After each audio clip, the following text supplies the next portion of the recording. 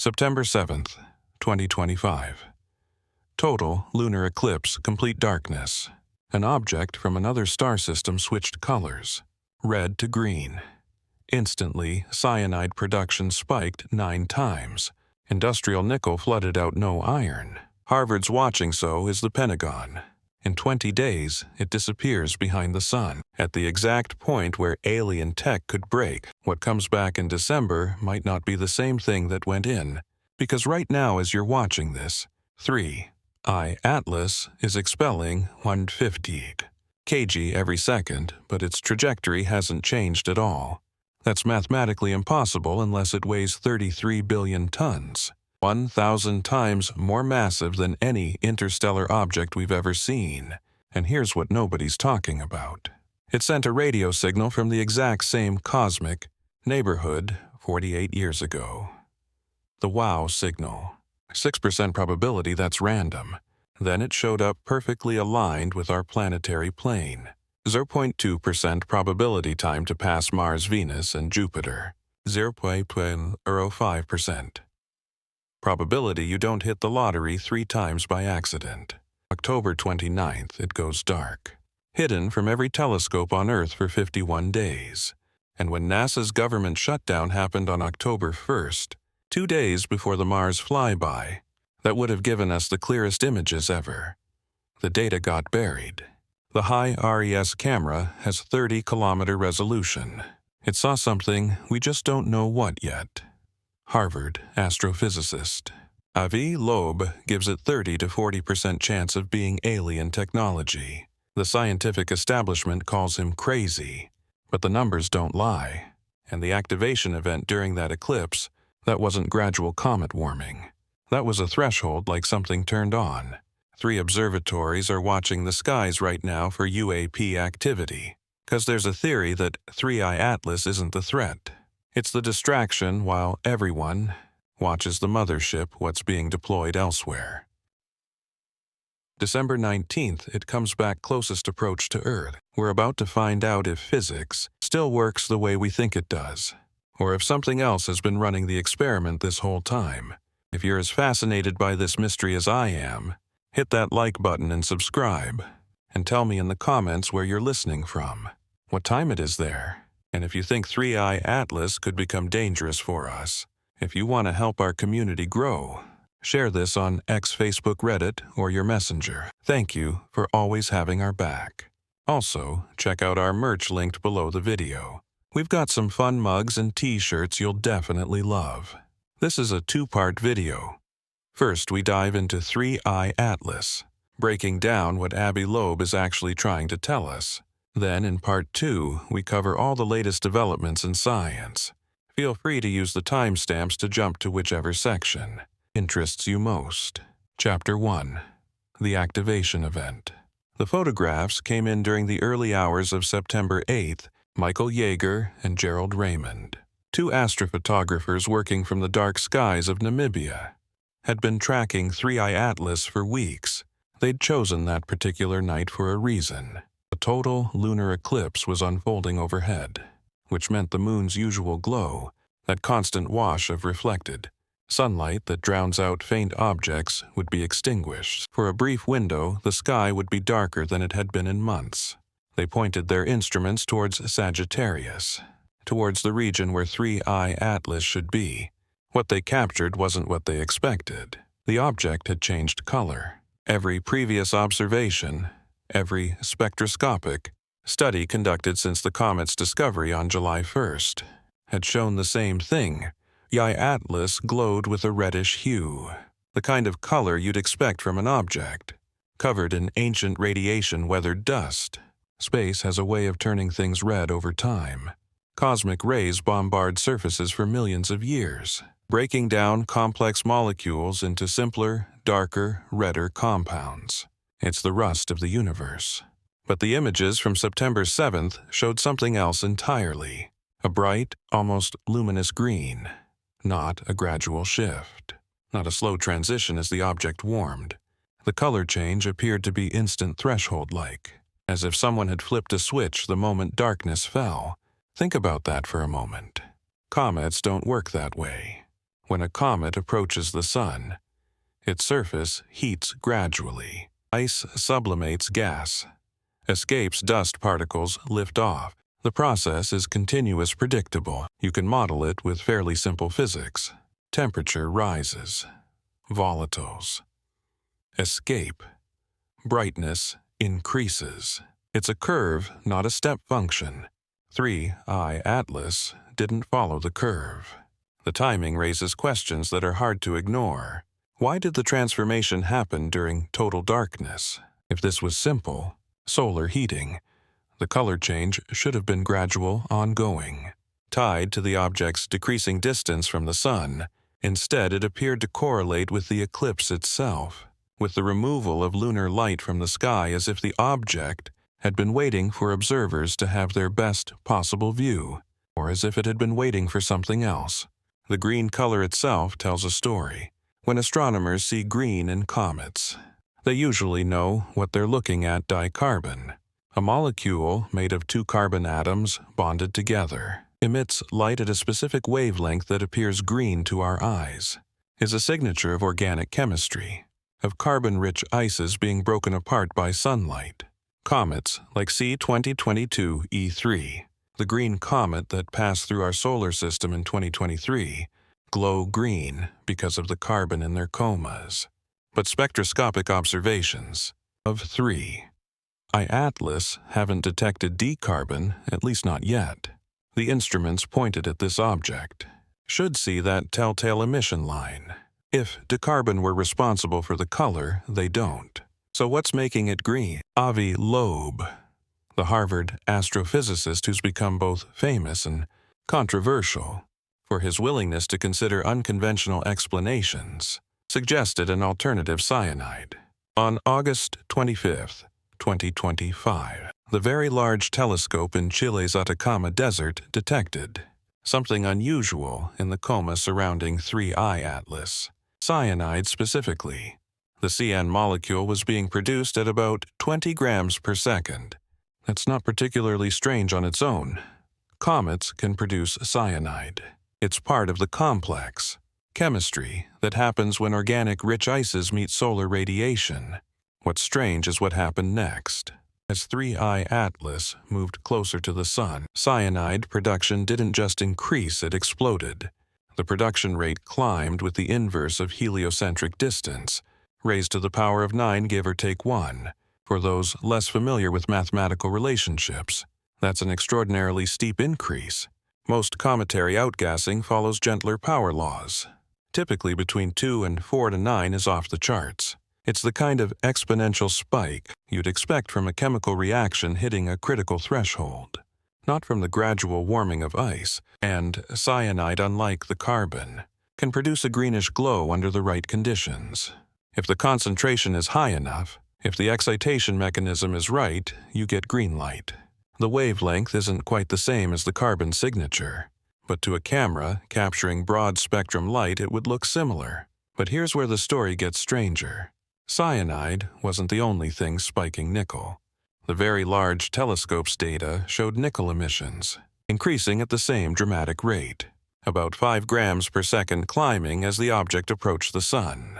Nickel in a comet's coma isn't unheard of. Many comets carry trace metals. When solar radiation heats the surface, these metals can be released as vapor, glowing in characteristic wavelengths as they absorb and re-emit light. The problem is what's missing. Nickel and iron are siblings in the cosmic abundance table. They form together in stellar core, get ejected together in supernova, condense together in planetary systems. Wherever you find nickel in natural space objects, you find iron. The ratio varies, but both are always present. It's one of those reliable patterns in astrophysics, like finding hydrogen wherever you find stars. 3IATLAS is expelling nickel without any detectable iron. The research team in Chile noted this in their paper. Published in late August, they measured nickel emissions clearly. They looked for iron, using the same instruments, the same methods. Nothing. The ratio was so skewed it didn't make sense. Within the framework of natural cometary composition, Loeb pointed out something that made the scientific community uncomfortable. There's one place where you regularly see nickel without iron, industrial production specifically, the carbonyl nickel channel, a process used in metallurgy to produce high-purity nickel. You heat nickel ore in the presence of carbon monoxide, form nickel tetracarbonyl, a volatile compound, then decompose it to get pure nickel metal. It's how we make nickel for alloys, batteries, specialized equipment. It's not how comets make nickel. The suggestion was clear, even if Loeb phrased it as a question. Is this anomaly further evidence for a possible technological origin of 3IATLAS? Could we be looking at industrial chemistry happening in space? Most astronomers rejected this immediately. The peer review process, the careful weighing of evidence, all pointed toward natural explanations. Perhaps the iron is there but bound up in dust grains that don't emit light the same way. Perhaps the surface composition is unusual, enriched in nickel-bearing minerals through some quirk of formation. Perhaps the measurement is off, or the interpretation is wrong. Perhaps. But the timing of the green activation, the threshold, like behavior, the industrial chemistry signature, they cluster together in a way that's hard to dismiss entirely. Each piece alone could be explained. Together, they form a pattern. And there's one more detail that makes the activation event particularly intriguing: the brightness. Data released by the ATLAS telescope team, using observations dating back to March 28, 2025, showed something unexpected about how 3IATLAS has been behaving when the object was farther than 3.3 astronomical units from the Sun, farther than the distance between the Sun and the asteroid belt. Its brightness increased in a specific way: the cross-section of scattered light, the amount of sunlight the object was reflecting, grew with the inverse of heliocentric distance to the power of 3.9. Then something changed when it got closer. The growth rate shifted. The relationship broke. Instead of continuing to brighten at the same rate, the object's behavior altered, as if a different process had taken over. The researchers suggested a physical mechanism.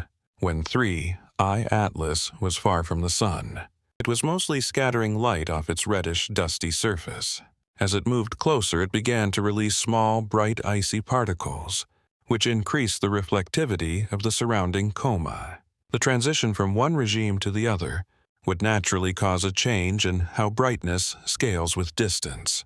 That's a reasonable explanation. It fits known physics.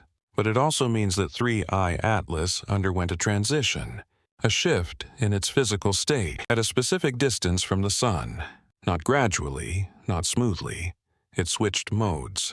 The activation event during the eclipse might have been part of that transition, or it might have been something else entirely.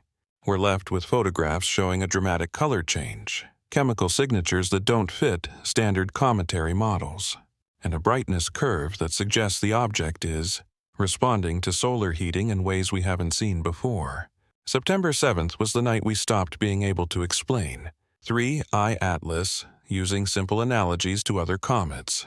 Something about this object is different. Whether that difference is natural or artificial, whether it's a quirk of unusual chemistry or evidence of technology, remains an open question. But the activation happened. The photographs exist. The spectroscopic data is real. And in the community of astronomers watching this object, a quiet unease is spreading. Because if 3IATLAS is just a comet, it's a comet that breaks the rules. And if it's not a comet, if there's even a small chance it's something else, then we need to start asking very different questions about what happens when it disappears behind the Sun in October. Questions like, will it come back the same? Chapter 2. The Decoy Hypothesis. There's a theory circulating among a small group of researchers that nobody wants to say out loud in official channels. It came from Omar El-Dadi, one of Avi Loeb's collaborators, and it's the kind of idea that sounds like science fiction until you start looking at the timing. The theory is simple. 3IATLAS isn't the threat. It's the distraction. Think about how you'd design a reconnaissance mission to a planetary system you'd never visited before. You wouldn't announce yourself. You wouldn't make a direct approach to the inhabited world. You'd want to observe without being observed, to gather data while remaining hidden. But there's a problem. Any civilization advance enough to detect objects in space would eventually spot your probe. Telescopes improve. Survey systems get better. Eventually you'd be found. So what do? You send something obvious, something big and bright and impossible to miss, something that will consume every telescope, every observatory, every planetary defense system's attention, while they're all watching the obvious object, while they're debating whether it's natural or artificial, while they're writing papers and holding press conferences. Your actual mission proceeds elsewhere unnoticed, untracked. The decoy draws the eye. The real operation happens in the shadows. Elder D proposed this in a conversation with Loeb, framed as a thought experiment, but thought. Experiments have a way of becoming hypotheses when the data starts fitting too well, and the data around 3IATLAS fits uncomfortably well.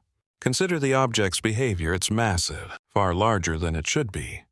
It's bright, easily visible to ground-based telescopes. It's moving on a trajectory that brings it close to multiple planets, ensuring maximum observation time. It exhibits anomalies, strange chemical signatures, unusual brightness patterns, all of which generate discussion and analysis and focused attention. It's almost perfectly designed to be noticed. But if you're trying to distract an entire civilization's astronomical infrastructure, you need more than just an interesting object. You need timing. You need the object to arrive when it will cause maximum focus, maximum resource allocation, maximum debate. 3IATLAS was discovered on July 1st, 2025. Within 24 hours, it was confirmed as interstellar. By July 3rd, major observatories worldwide were redirecting their instruments. The Hubble Space Telescope imaged it on July 21st. The James Webb Space Telescope observed it on August 6th. SPECS captured data from August 8th through 12th. The Very Large Telescope in Chile performed spectroscopy on August 25th. Every major astronomical facility, every space telescope, every planetary defense system capable of tracking fast-moving objects, they're all watching 3IATLAS. Hundreds of millions of dollars in equipment, thousands of hours of observation time, the focused attention of the global astronomical community, all pointed at one object. So the question becomes, what are we not looking at? Loeb took Eldaddy's suggestion seriously, enough to implement an actual monitoring program. The Galileo Project, which he founded in Leeds, operates 3 observatories, one in Massachusetts, one in Pennsylvania, one in Nevada. Unlike traditional astronomical observatories that focus on distant objects, these facilities monitor the entire sky continuously. They're designed to detect fast-moving objects in Earth's atmosphere and near-Earth space, unidentified anomalous phenomena. In the careful language of government reports, UFOs in the language everyone understands. The Galileo Project observatories use a maze of sensors, infrared cameras, optical cameras, radio detectors, audio sensors, magnetometers. They record everything, building a continuous movie of the sky. When something anomalous appears, when something moves in ways that don't fit, known aircraft or satellites or meteors, the system flags it. The data gets analyzed. Patterns emerge. Loeb tasked his team with a specific mission: monitor UAP activity during 3IATLAS's perihelion passage. Look for correlations, see if anything else shows up in Earth's atmosphere or near Earth space.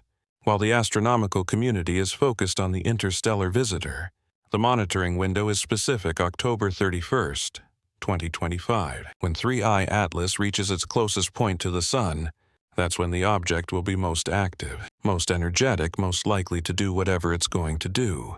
And that's when, if the decoy hypothesis is correct, whatever else is happening would proceed unobserved. The reasoning behind this gets into some uncomfortable territory. If an advanced civilization wanted to deploy probes into our solar system, how would they do it?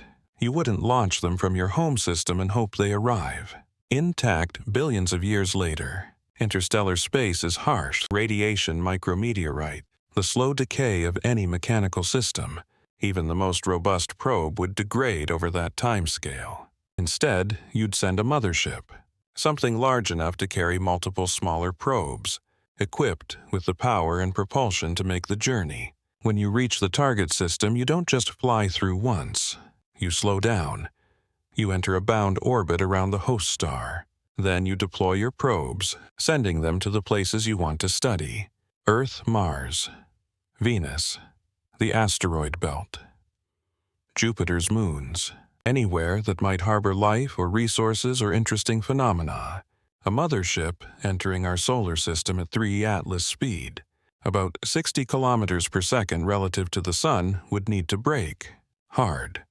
The most efficient place to do that is at perihelion, the closest approach to the Sun. Using what's called an Oberth maneuver, you fire your engines when you're moving fastest, when you're deep in the Sun's gravity well. The physics of orbital mechanics means you get more delta V, more change in velocity for the same amount of fuel is the optimal strategy for an interstellar spacecraft trying to enter a bound orbit. 3IATLAS reaches perihelion on October 29, behind the Sun, hidden from every telescope on Earth. If it were to perform a braking maneuver, we wouldn't see it happen. And if it were to release smaller probes during that hidden passage, sending them on trajectories toward the inner planets, we wouldn't see that either. Not immediately. The probes would be small, dark, moving on carefully calculated paths that minimize detection risk. They'd arrive at their destinations weeks or months later, long after 3IATLAS had moved on. By the time we realized something else was in the solar system, it would be too late to do anything about it. This is where the decoy hypothesis moves from uncomfortable speculation to actual concern, because there's a number that makes this scenario more plausible than it should be: 80 years. That's how long it would take an object moving at 3IATLAS speed to travel from a base located at 1,000 astronomical units, 1,000 times the Earth-Sun distance, to reach the inner solar system. 1,000 AU is far, but it's not impossibly far. It's within the outer reaches of the Oort cloud, the vast sphere of icy bodies surrounding our solar system. An advanced civilization could establish a base there, hidden among billions of comets and frozen planetesimals, and we'd never know it existed. Our best telescopes can detect large objects out to about 10 times the Earth-Sun separation, maybe 20 if we're lucky and the object is bright. Beyond that, space becomes effectively dark to us. We can't see what's lurking in the outer solar system. We assume it's just comets and ice and empty space. But that's an assumption based on lack of data, not on comprehensive surveys.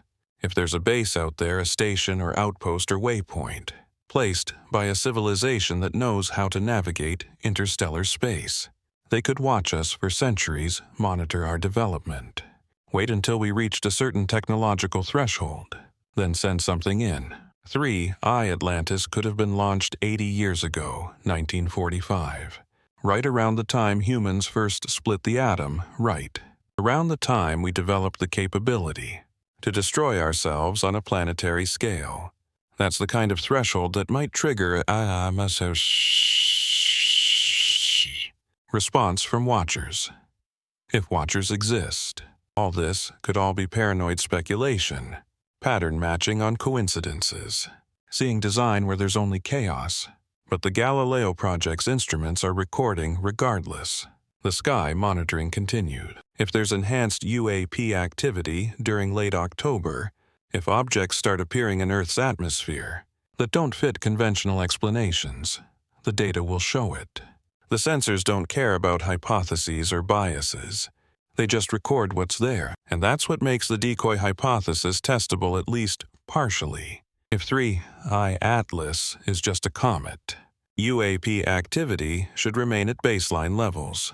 Random events, misidentifications, the usual noise in the data. But if something else is happening, if the distraction theory has any validity, the statistics would shift more anomalies, tighter clustering in time, patterns that correlate with 3IATLAS's perihelion passage, We won't have to wait long to find out. The monitoring is happening now. The data accumulates every night. By the time 3IATLAS emerges from behind the sun in December, we'll know whether anything changed in our skies. While we were watching the bright object everyone could see, the uncomfortable truth is that we're not equipped to detect a sophisticated deception. If an advanced intelligence wanted to observe us covertly while we're distracted by an obvious target, we don't have the sensor coverage or the analytical capability to catch it. We're barely managing to track near-Earth asteroids that could pose impact threats. Detecting stealth probes operating in Earth orbit would require infrastructure we haven't built yet, which raises a question that keeps some researchers awake at night. If the decoy hypothesis is correct, if there's a mothership behind the sun preparing to deploy reconnaissance probes throughout the inner solar system, what exactly are we supposed to do about it? The answer right now is nothing. We watch and we record. We hope that whatever comes next is either benign or non-existent, because we're not ready for anything else. Chapter 3. The Shutdown That Wasn't Random. October 1st, 2025. The United States government shut down. Over 15,000 NASA employees were furloughed. Offices closed, data pipelines froze. Communication channels went dark. 2 days later, 3IATLAS made its closest approach to Mars. The timing deserves attention. NASA's Mars Reconnaissance Orbiter carries a camera called HIRES, the High-Resolution Imaging Science Experiment. It's designed to photograph the Martian surface in extraordinary detail, capturing features as small as 30 centimeters across from orbit. But cameras don't care what they're pointed at. If you turn higher ice toward deep space, toward a fast-moving object passing near Mars, the resolution translates differently. 30 kilometers per pixel. That's enough to potentially resolve the nucleus of 3IATLAS, to see whether it's a single solid body or something more complex, to detect structural features if they exist. HiRISE took images on October 2nd and 3rd. The camera operators knew the schedule. They'd planned the observations weeks in advance. The data was collected, stored, ready for processing and release. Then the government shut down, and the data stayed locked inside NASA's servers. Stephen Miller, the White House deputy, chief of staff for policy, gave an interview on October 3rd, during the segment which aired on national television. He was asked a direct question. Has the president been briefed about 3IATLAS? The question wasn't random. It came from a journalist who'd been following the story, who knew about Loeb's papers, who understood that an interstellar object exhibiting anomalous properties might warrant executive attention, the kind of thing that would normally trigger classified briefings. Contingency planning, coordination between agencies. Miller's answer was carefully non-committal. He acknowledged awareness of the object, but declined to confirm or deny presidential briefing standard protocol. When you don't want to discuss classified information in public, but the fact that the question was asked at all, that it made it through editorial review and onto national television, suggests that someone in the chain of communication thought it was worth pursuing. The timing loops back to haunt you when you look at the sequence.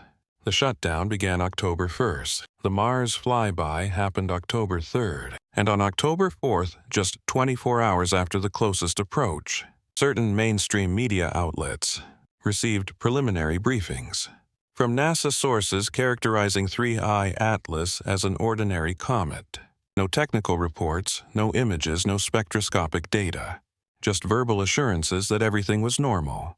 Nothing to see, move along. NASA's official position is that processing high-resolution data takes time. The images need calibration. The team needs to analyze what they're seeing before releasing anything to the public. This is standard procedure. Premature release of uncalibrated data can lead to misinterpretation, false conclusions, unnecessary panic. All of that is true. It's also true that rushing out verbal characterizations before completing the analysis seems inconsistent with the careful approach NASA normally takes if the data needs days or weeks of processing before it can be properly interpreted. Why brief media outlets 24 hours after collection? Why not wait until the full analysis is complete? Loeb's response to questions about the shutdown was pointed. When people asked him whether the delay in releasing data might indicate a conspiracy to hide evidence of extraterrestrial intelligence, his answer became a quotable soundbite. The delay is not the signature of extraterrestrial intelligence. It's more a signature of terrestrial stupidity. It's a good line. It frames the situation as bureaucratic incompetence rather than malicious intent. And bureaucratic incompetence is certainly the simpler explanation, the one that requires fewer assumptions, the one that aligns with Occam's razor. But timing is a stubborn thing. It doesn't care about simplicity or elegance. It just sits there in the data refusing to be ignored. The European Space Agency faced no shutdown. Their Mars orbiters, the ExoMars Trace, Gas Orbiter, and Mars Express, both captured images of 3IATLAS on October 3rd. ESA released those images on October 7th, 4 days of processing, which is reasonable for an unexpected target using instruments designed for surface imaging. The images show a fuzzy white dot against the black of space. Not much detail. The cameras weren't optimized for observing distant objects, but they released what they had raw preliminary and calibrated. Here's what we saw, make of it what you will. NASA's approach was different. Silence during the shutdown verbal briefings, to select outlets characterizing the object without showing the data, then continued silence about the higher resolution observations, which should have provided significantly better resolution than anything ESA captured. The Chinese Space Agency operates Tianwen-1, another Mars orbiter with imaging capability. The United Arab Emirates operates the Hope orbiter. Both were in position to observe 3IATLAS. Neither has released data publicly, whether they captured useful images, whether they're analyzing what they found, whether they're sharing that analysis with other agencies. All of that remains unknown. Radio silence is sometimes a choice, sometimes it's protocol, and sometimes it's the sound of people trying to figure out what they're looking at before they tell anyone else. There's a pattern in how governments handle information that doesn't fit existing frameworks. First comes confusion, then comes classification. Then comes the careful drip of sanitized details, designed to manage public response. It's not necessarily malicious. It's the institutional immune system protecting itself from chaos. If 3IATLAS is just a comet, if the data shows nothing unexpected, then the delay is meaningless. Processing takes time. Shutdowns cause disruption. Everything will be released eventually, and it will all make sense. But if the data shows something that can't be easily explained, if Hieros captured images that raise more questions than they answer, then the silence becomes strategic. You don't release confusing information during a government shutdown when you can't provide proper context, can't coordinate messaging across agency, can't prepare the scientific community for what they're about to see. You wait, you analyze, you build consensus, and then you release it in a controlled way that minimizes disruption. Or you never release it at all, and you let people assume the data was unremarkable. Amateur astronomers tried to fill the gap. One YouTuber operating under the name Dobsonian Power posted images captured on October 3rd claiming to show unusuals, structural features in 3IATLAS. The images spread rapidly across social media, thousands of shares, hundreds of comments. Is this evidence of artificial structure? Is this the proof we've been waiting for? Analysis by other astronomers poured cold water on the excitement. The images were captured using solar observation equipment, not deep space imaging tools. Heavy digital enhancement amplified noise into apparent structure, atmospheric turbulence, optical aberrations, processing artifacts, all combining to create patterns that looked meaningful but weren't. It's a reminder that we're desperate for clarity. We want answers. We want high-resolution images that show us definitively what this object is, and in the absence of official data, we'll accept amateur observations, wishful thinking, anything that fills the void. The void exists because the people with the best instruments, the ones who actually have the data we need, aren't sharing it. Whether that's due to incompetence or intention, the effect is the same: uncertainty. Speculation, growing unease. What did high-rise see? The camera has the resolution to potentially answer fundamental questions about 3IATLAS. Is it a single solid nucleus or a loose aggregate? Does it show surface features, consistent with natural formation or something else? Is there any geometric structure, any sign of components that don't fit the rubble pile model? Those images exist.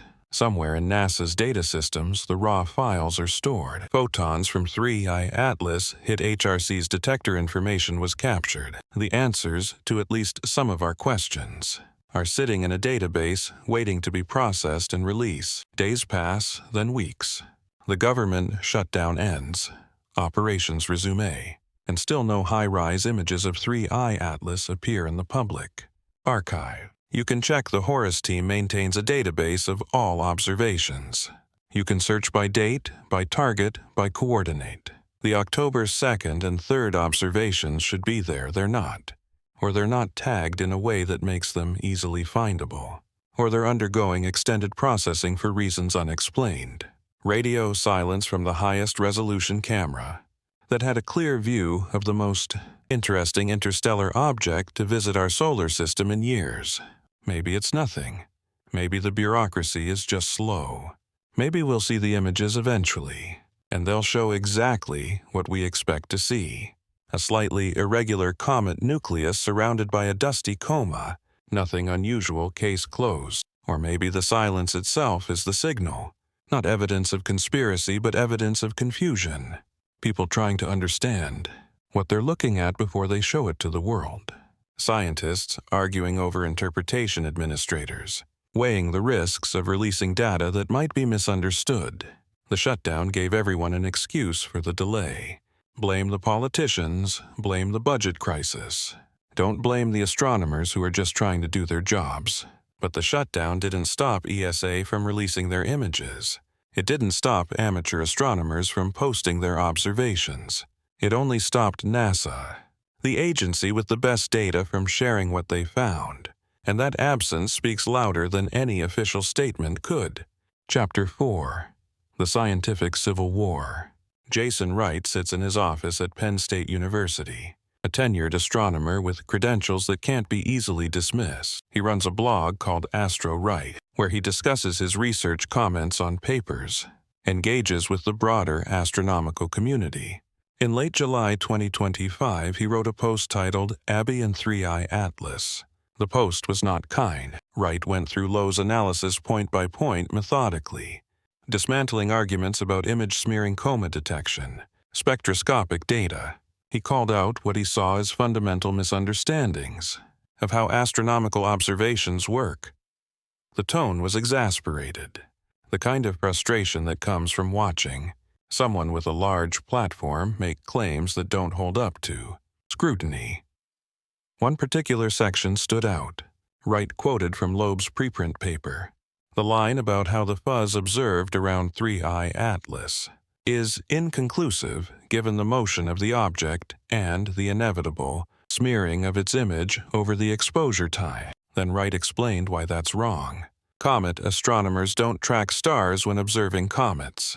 They track the comet. The telescope follows the object across the sky, keeping it centered in the frame stars smear. The comet stays sharp. That's basic technique, the kind of thing any planetary scientist learns in graduate school. Loeb dismissed observations of 3I coma by claiming they were artifacts of tracking error. But the observers weren't making tracking errors. They were doing their jobs correctly. The coma was real. Wright's conclusion was blunt. This is sloppy work beneath the level of an undergraduate. Then he assigned it a grade. The blog post included an actual grading rubric, filled out as if Loeb had submitted a homework assignment. The final mark was failing. That's not how scientific disagreements usually play out. Researchers write response papers. They present counter-evidence at conferences. They engage through formal channels maintaining professional courtesy. Even when they think a colleague is catastrophically wrong, you don't publicly grade another scientist's work like they're a student who didn't study for the exam, unless you've reached a point where professional courtesy seems less important than preventing misinformation from spreading, unless you think the normal channels aren't working, that the careful process of peer review and academic discourse is being bypassed by blog posts and media interviews, and someone needs to say plainly that the emperor has no clothes. Wright wasn't alone. Other astronomers, people who work with comets and asteroids and interstellar objects, expressed similar frustration. Most did it privately. Some did it in seminars and departmental meetings. A few were willing to go on record with journalists, though usually with careful qualifications. It's unusual, it doesn't fit standard models, but it's probably natural we need more data. The word probably does heavy lifting in those sentences, what almost none of them said publicly, what you only hear in private conversations, over coffee or late at night at conferences, is that engaging with Loeb's theories gives them oxygen. The more you argue, the more attention the ideas receive. The controversy becomes the story. Media outlets love conflict. Harvard professor claims, alien mothership versus establishment scientists say it's just a comet. That's a headline that drives clicks. So, most astronomers choose silence not because they agreed, not because they couldn't refute the claims, but because refutation amplifies the original message. It's a trap. Engage, and you spread the idea to wider audiences. Ignore it, and the idea spreads anyway, but at least you're not helping. This creates a vacuum, the public. Here's one articulate, credentialed voice saying extraordinary things. They hear a few rebuttals, often technical and hard to follow, and they hear a lot of silence from people who should have opinions, but won't share them into that vacuum. Flows speculation, conspiracy thinking, the assumption that silence equals suppression. Steve Desch, an astrophysicist at Arizona State University, broke the silence in a different way. He didn't write a blog post. He graded the paper on social media showing his calculations for what happened to be wrong. Sorry, it took me so long to grade your August 20th assignment to every lube. Are you sure you're ready for a class on comets? You might need to learn about things like bow shocks and chemistry. The mockery was pointed. Desch has spent his career studying how planetary systems form, how objects in space behave, how to interpret the data we collect. When someone with Loeb's platform makes claims that contradict basic physics claims that require ignoring well-established processes, the frustration becomes personal, because it's not just about being wrong. Everyone is wrong sometimes. Science progresses through mistakes corrected, hypotheses tested and discarded. The problem is what happens when someone influential keeps making the same types of errors, refuses to engage with the technical rebuttals, and continues to promote ideas that the broader community considers deeply flawed. Tom Statler works at NASA as the lead scientist for solar system small bodies. His job involves coordinating observations, understanding what telescopes are seeing, translating complex data into coherent narratives. When journalists asked him about 3IATLAS, his response was measured but clear. It looks like a comet. It does comet things it very, very strongly resembles, in just about every way, the comets that we know. Stiepler acknowledged that 3IATLAS has unusual properties. The chemistry is weird. The trajectory is interesting. It's worth studying carefully. But unusual doesn't mean artificial nature is creative. The universe produces objects that surprise us, that don't fit neatly into existing categories. That's how we learn. That's how science advances. His argument was essentially, yes, it's strange, but strange things happen in nature all the time, and we have no compelling reason to invoke technology when natural processes can explain what we're seeing. The scientific community largely agrees with Statler. When you survey astronomers, when you ask what they think 3IATLAS is, the overwhelming consensus is that it's a comet with some unusual characteristics, probably due to quirks in its formation or composition. Nothing that requires invoking alien intelligence, nothing that can't be explained by physics we already understand. But consensus isn't the same as certainty, and there's a difference between explaining something in principle and explaining it in detail. Yes, in principle, a comet could have a forward-facing jet. In principle, it could show extreme nickel emissions without iron. In principle, it could have a carbon dioxide to water ratio 8 times higher than any comet we've seen. In principle, each anomaly has a natural explanation. The question is whether all those principles stretch too far when you stack them together. At what point does in principle possible become implausibly unlikely? Loeb's response to his critics has been consistent. He welcomes the data. He'll change his assessment when the evidence warrants it. He's proposed a scale called the Loeb scale, where 0 is definitely natural and 10 is definitely technological. He's placed 3IATLAS at different points on that scale as new information arrives. Currently, he says 30 to 40% chance of non-natural origin. That number infuriates his critics. It's not based on rigorous Bayesian analysis. It's not derived from a formal probability model. It's a gut feeling dressed up as quantification. And gut feelings, no matter how experienced the gut, don't constitute scientific evidence. But Loeb argued that his critics are making the same mistake in reverse. They're assigning near-zero probability to the technological hypothesis without rigorous justification. They're assuming natural origins because that's the default, because that's what we've always found before, because invoking intelligence feels like giving up on science. He points to history when pulsars were discovered. The signals were so regular that astronomers half-seriously called them LGM-1, LGM-2, little green men. The idea that these could be artificial was considered briefly, then discarded when natural explanations emerged. Neutron stars rotating at precise intervals, lighthouse beams sweeping across space. Nature could produce those signals no intelligence required. But what if nature couldn't produce the signals? What if no known physical process could explain what was observed? At what point would the scientific community seriously entertain the possibility that we detected technology, and how much evidence would be required before that possibility became the leading hypothesis?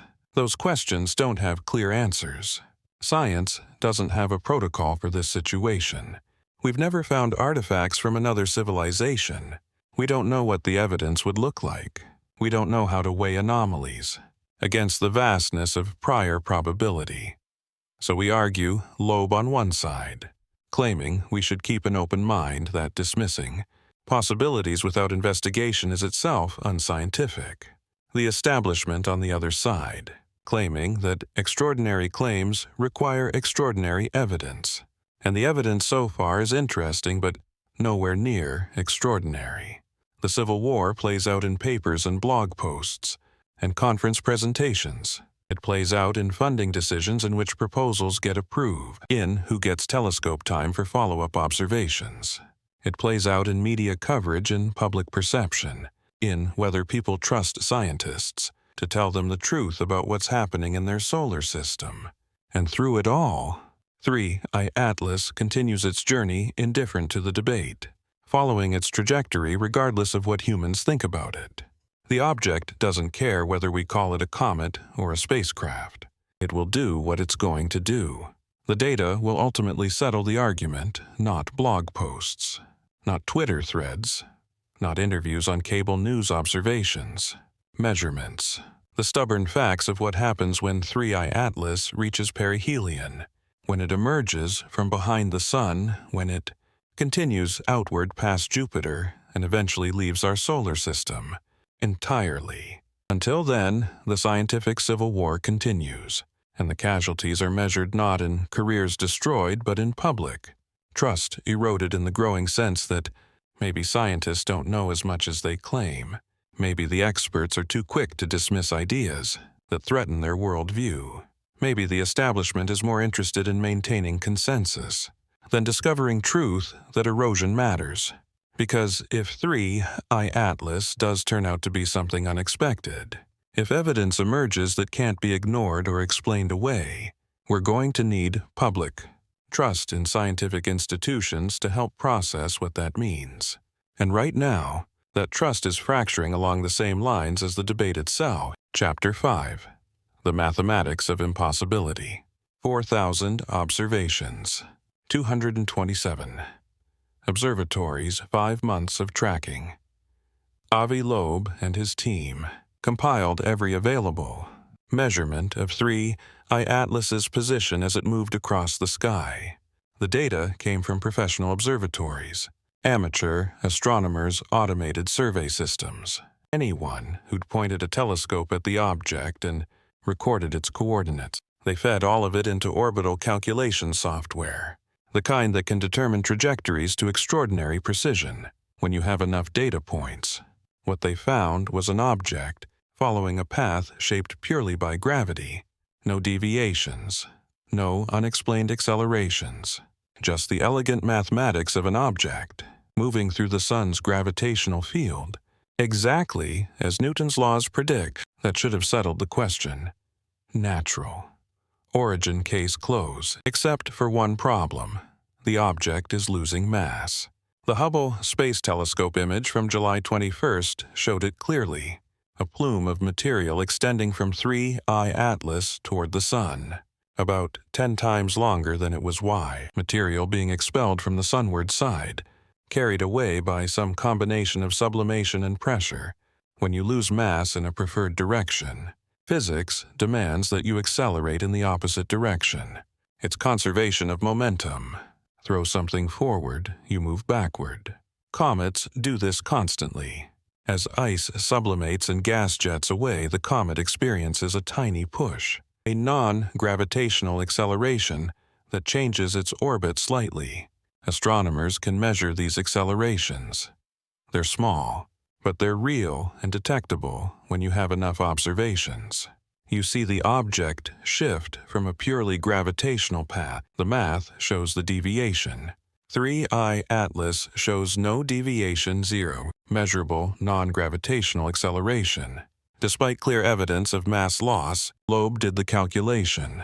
If the object is losing 150 kilograms per second, which is consistent with what Hubble observed, and if that mass is being expelled in a jet pointing toward the Sun, then conservation of momentum says the object should be accelerating away from the Sun. The acceleration should be detectable in the orbital data. It should show up as a small but measurable change in trajectory.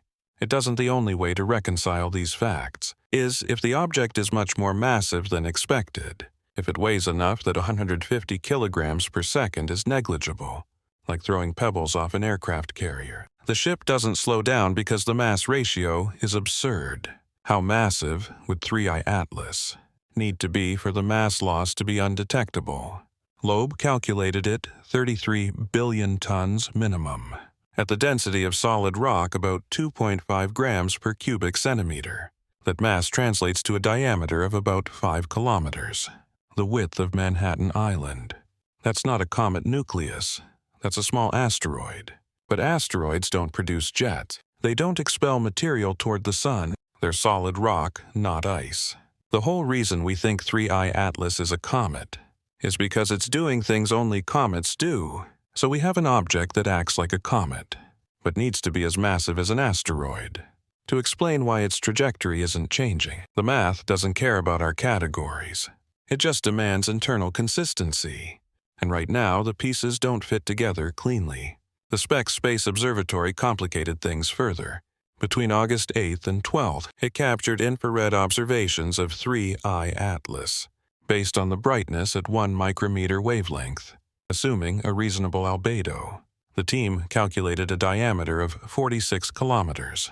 That's 10 times larger than the minimum mass estimate. If sphere X is right, 3IATLAS isn't just Manhattan-sized. It's bigger than many asteroids in the main belt. 46 kilometers means a mass around 1 trillion tons, 1,000,000 times more massive than 2I Borisov, the previous interstellar comet. That creates a statistical nightmare. Interstellar space isn't empty, but it's not crowded either. Based on what we know about stellar systems planet formation and the rate at which objects get ejected into interstellar space, we can estimate how much material is out there per unit volume. Rocky objects, icy objects, various size distributions.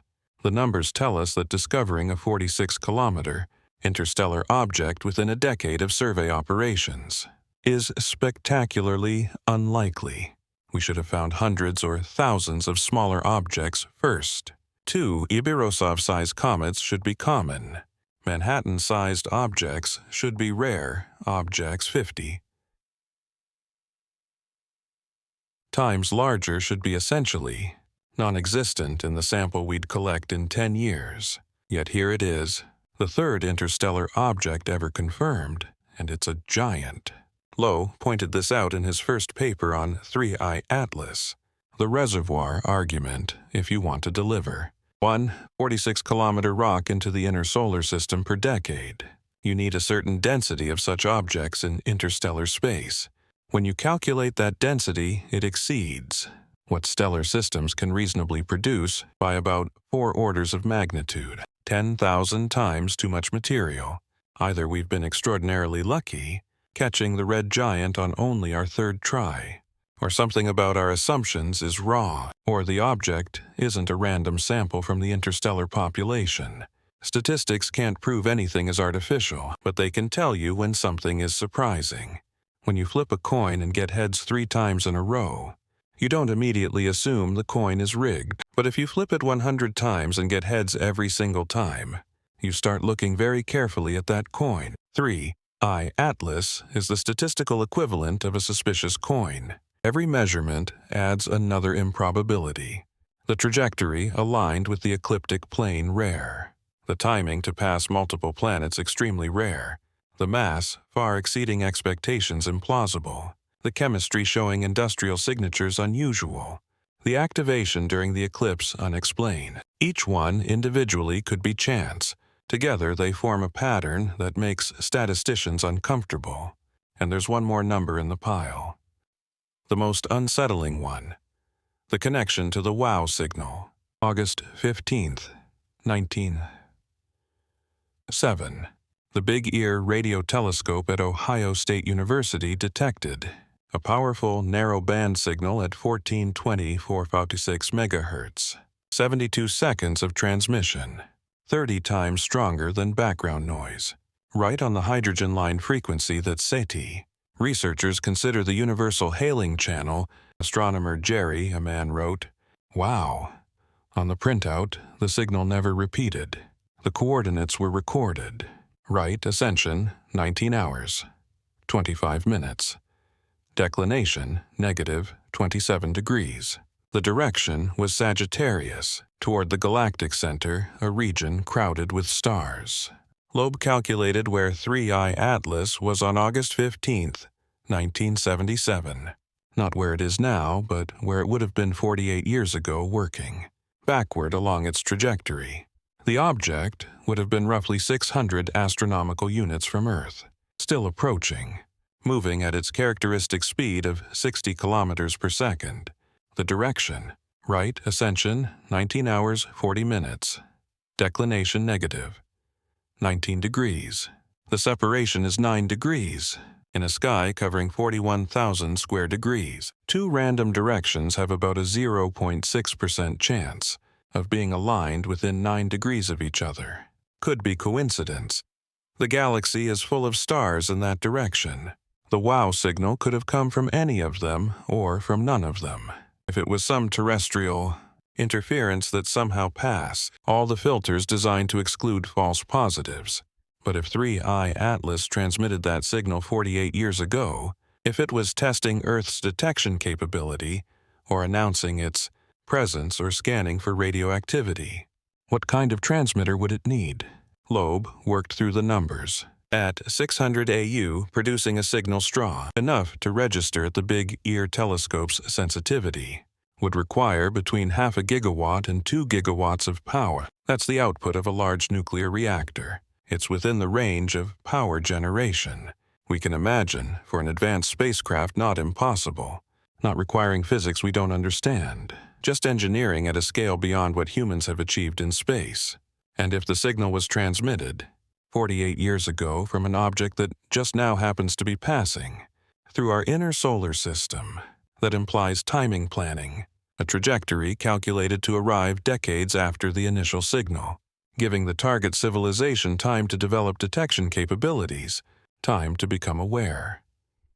They're being watched, or it implies that we're very good at finding patterns in random noise, that 9 degrees is close, enough to be interesting but not close enough to be convincing, that the whole thing is coincidence, stacked on coincidence wrapped in wishful thinking.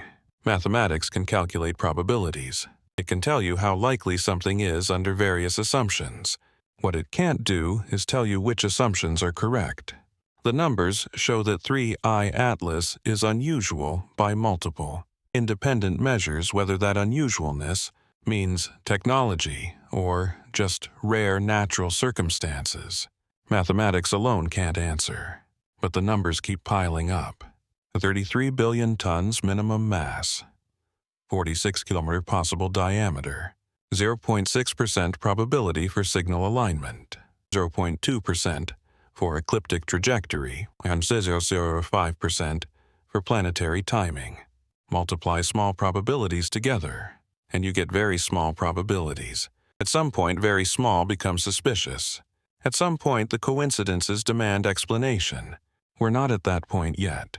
The scientific community hasn't reached consensus that something genuinely anomalous is happening, but we're closer than most people realize. A few more unexplained data points, a few more measurements that don't fit the models, and the mathematics of impossibility starts looking less like coincidence and more like signal. The question is, what happens when we cross that threshold? When the numbers stop allowing comfortable explanations? When the improbabilities accumulate beyond what chance can reasonably produce? Do we trust the mathematics? Or do we trust our intuition that the universe doesn't work that way? That aliens don't visit solar systems? That extraordinary claims need extraordinary proof even when the ordinary explanations have stopped working? The data doesn't care about our comfort. It just keeps arriving, measurement after measurement, building a case that something about 3IATLAS doesn't fit the story we want to tell. Chapter 6. What Happens in the Dark. October 29th, 2025. 3. Atlas reaches perihelion, its closest approach to the Sun, 12.36. Astronomical units, about 203 million kilometers, just inside the orbit of Mars. From Earth's perspective, the object disappears, not because it stops existing, because the Sun gets in the way. When you're standing on Earth looking outward into space, the Sun occupies a region of sky you can't observe too bright. Point a telescope toward the Sun and you get blinded sensors, ruined instruments, no useful data. There's a zone of avoidance around our star, a blind spot that extends several degrees in every direction. 3I. Atlas will be inside that blind spot from late October through late November. 51 days of darkness. 51 days when no telescope on Earth can see what's happening. The timing is almost poetic. The most critical moment in the object's passage. The point where it's most active, most energetic, most likely to do something unexpected, happens behind a wall of light we cannot penetrate. If you were designing a trajectory to minimize observation during a key maneuver, you'd aim for perihelion on the far side of the Sun from Earth. You'd arrange your orbit so that when you're closest to the star, when you're moving fastest, when you have maximum access to gravitational energy for an orbit, maneuver your target planet can't see you. 3IATLAS achieves this accidentally or intentionally. The distinction matters only if you believe intentions are involved. An Albert maneuver is elegant physics. When you're deep in a gravity while moving at high speed, your kinetic energy is enormous. Fire your engines at that moment. Add velocity when you're already moving fast, and you gain more change in orbital energy than you would anywhere else along your path. Is the most efficient place to brake if you want to slow down, or to accelerate if you want to speed up. For an interstellar object moving at 60 kilometers per second, reaching perihelion offers a chance to fundamentally alter trajectory. Without an O-berth maneuver, 3IATLAS is bound for exit. Its hyperbolic orbit will carry it past the Sun and back out into interstellar space. But apply thrust at perihelion, even a few kilometers per second of delta V. And you can change a flyby into capture. You can enter a bound orbit around the Sun, or you can adjust your trajectory toward a specific target. Earth, Mars. Jupiter, wherever you want to go next. The amount of thrust required isn't absurd. A velocity change of 30 to 40 kilometers per second during October would be sufficient to intercept Earth between December the 26th, 2025, and January 9th, 2026. That's assuming you start the maneuver while hidden behind the Sun. Adjust your path while no one is watching, then emerge on a new trajectory that casual observers might not immediately recognize as different. Loeb and his co-authors calculated this in their paper.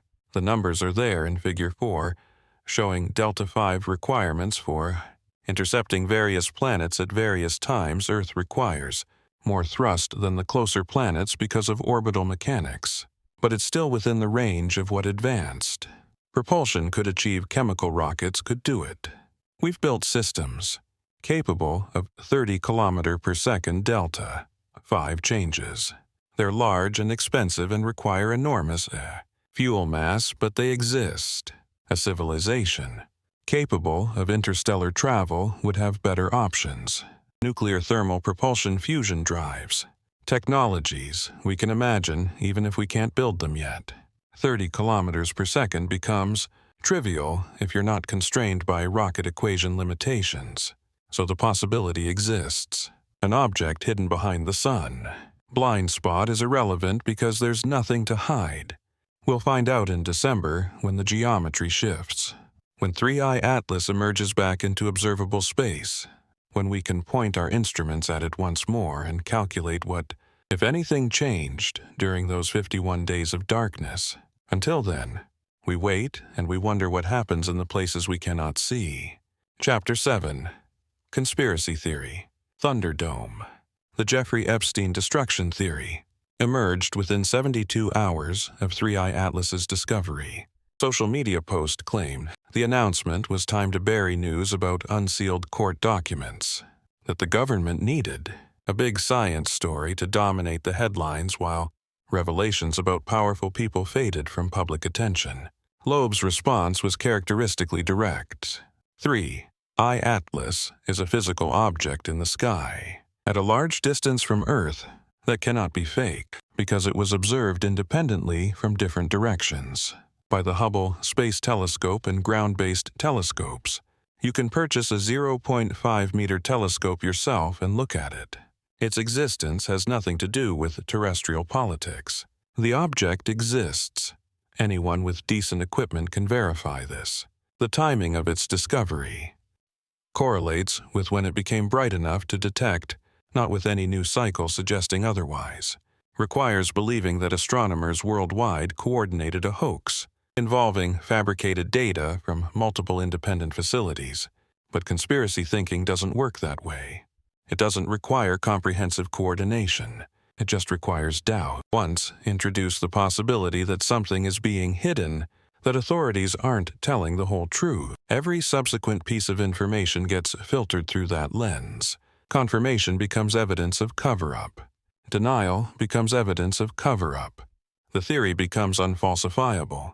Other variants appeared anti-Semitic attacks on Loeb, specifically suggesting his Jewish or Israeli background influenced his analysis, that he had ulterior motives for promoting alien theories, as if ethnic heritage determined scientific conclusions, as if nationality matters more than data. Loeb noted these attacks in his blog with a kind of weary resignation. This led me to realize that the simplest solution to Fermi's question, where is everybody, is that the aliens do not consider us sufficiently intelligent to be worth their attention. Given these conspiracy theories, I do not blame them. It's a cutting observation. If we can't distinguish between physical objects, observable by anyone with a telescope, and elaborate government distractions, if we attribute scientific analyses to ethnic conspiracies rather than evidence, maybe we're not ready for contact with advanced intelligence. Maybe we're still too tribal, too quick to suspect hidden agendas, too unwilling to accept that sometimes A comet is complicated without being a hoax. But then there are the theories that aren't so easy to dismiss, the ones that don't require believing in. Coordinated hoaxes or ethnic conspiracies, the ones that take the data seriously and extrapolate into strange places. The umami communication network theory started on Reddit, spread to Twitter, eventually made it into blog posts and YouTube videos. The idea is simple. 3. Atlas didn't arrive alone. It's communicating with Oumuamua, the first interstellar object, which passed through our solar system in 2017 and is now heading back out into deep space. According to this theory, the WOW signal wasn't sent to Earth. It was sent from Umumu to 3IATLAS. A relay message Umumu performed its reconnaissance, gathered data about the inner solar system, detected Earth radio emissions, then sent a report back toward the direction from which 3IATLAS was approaching. The signal we detected was leakage, the equivalent of overhearing someone else's phone call. 3IATLAS received the message, adjusted its trajectory slightly, subtle enough that we couldn't detect. The maneuver at interstellar distances, aimed for a path that would bring it close to Venus, Mars, and Jupiter arrived 48 years later to conduct a more detailed survey. Based on the information Oumuamua provided, it's creative, it fits the timing. It explains why both objects showed anomalous properties, why both resisted easy classification. They're not natural comets pretending to be spacecraft. They're spacecraft pretending to be natural comets. The problem is proving it. Oumuamua has gone too far away and too faint to observe anymore. We can't go back and check for transmissions we might have missed. We can't verify whether it ever emitted signals toward the region where 3IATLAS was traveling. The theory is consistent with what we know, but it's not testable, and untestable theories, no matter how elegant, don't constitute science. Then there's the Mars connection. John Brandenburg, a plasma physicist, has promoted for years the idea that Mars once hosted a civilization that was destroyed in a nuclear catastrophe. He points to isotopic ratios in the Martian atmosphere, to unusual concentrations of xenon and other noble gases, to what he interprets as evidence of massive nuclear explosions on the surface. The mainstream scientific community rejects this. The isotopic ratios have natural explanations involving solar wind, stripping of the atmosphere over billions of years. The surface features Brandenburg attributes to nuclear blasts are explained by asteroid impacts and volcanic activity. There's no credible evidence of past Martian civilization, nuclear or otherwise. But if you accept Brandenburg's framework, 3IATLAS's close pass by Mars becomes significant. Why would an interstellar probe choose that particular trajectory? Maybe it's investigating the remnants of what happened on Mars. Maybe it's searching for technosignatures, for clues about what kind of civilization existed there, and what destroyed it. Maybe 3IATLAS is an archaeological mission, and we're misinterpreting reconnaissance for threat. This theory layers speculation on top of speculation. You have to believe Brandenburg's nuclear Mars hypothesis, which requires rejecting conventional planetary science. Then you have to believe 3IATLAS is artificial. Then you have to assume it's specifically interested in ancient Martian civilization, rather than, say, the currently active civilization on Earth. Each assumption reduces plausibility, but it's the kind of narrative that spreads easily. It connects disparate pieces, creates a larger story, offers meaning where there might be only random chance. Humans are pattern-seeking creatures. We see connections even when connections don't exist. The stealth, hybrid asteroid spacecraft theory comes from a reader of Loeb's blog, someone named Gabor Soka. The proposal is that advanced civilizations wouldn't build spacecraft from scratch. They terraform natural objects, hollow out asteroids, install propulsion and life support, disguise the technology beneath a layer of natural rock and ice. This solves several problems simultaneously. You don't need to carry all your shielding mass. The asteroid itself protects you from radiation and impacts. You look natural to any civilization that observes you from a distance. Your electromagnetic emissions are hidden. Your heat signature is masked by the thermal properties of the rock. Surrounding your habitat, humanity is already planning asteroid mining missions. Zucker pointed out for more advanced civilization, this could be standard practice. Why build ships when you can convert existing space rocks into ships? If 3IATLAS were a stealth hybrid, we wouldn't be able to tell from external observations. It would look like a comet because it is a comet, just one that's been modified internally. The industrial nickel signature, the unusual chemistry, the mass discrepancy, all could be explained by internal technology, disguised as natural processes. It's unfalsifiable. Any observation that seems to confirm natural origin could be explained as successful camouflage. Any anomaly could be evidence of the hidden technology. The theory adapts to fit whatever data we find. That is simultaneously its strength and its weakness. A theory that explains everything explains nothing. If you can't imagine an observation that would prove the idea wrong, then the idea isn't science, it's metaphysics. But it's compelling. It makes you look at 3IATLAS differently. Not as a rock that might be technology, but as technology designed to look like a rock. The deception isn't about hiding the object's presence. We can see it clearly. The deception is about hiding its nature. Dark matter bubble theory showed up on 4chan, which should immediately raise skepticism. The claim is that 3IATLAS is not an object at all, but a bubble of dark matter or dark energy left over from the Big Bang. It doesn't reflect sunlight the way normal matter does. It siphons energy from other sources. The green glow is dark energy interactions with normal space. This theory has the advantage of being completely wrong. In interesting ways, it misunderstands what dark matter is, how it behaves, what the Big Bang produced. It's not even wrong, in the sense that it's too incoherent to properly test. But it spread anyway, got picked up by fringe websites, generated YouTube videos with ominous music and dramatic narration. The fact that it's nonsense didn't stop people from believing it, because it offers an explanation that feels scientific, without requiring any actual understanding of science. Dark matter is mysterious. The Big Bang is mysterious. 3IATLAS is mysterious. Connect the mysteries, and you get an answer that satisfies the need for meaning, without the effort of rigorous thinking. Fortune theory aside, there's one more that deserves attention: the decoy. Within a decoy. This came from Omar El-Dadi, and it's recursive in a way that makes your head hurt. What if 3IATLAS isn't the distraction? What if the debate about 3IATLAS is the distraction?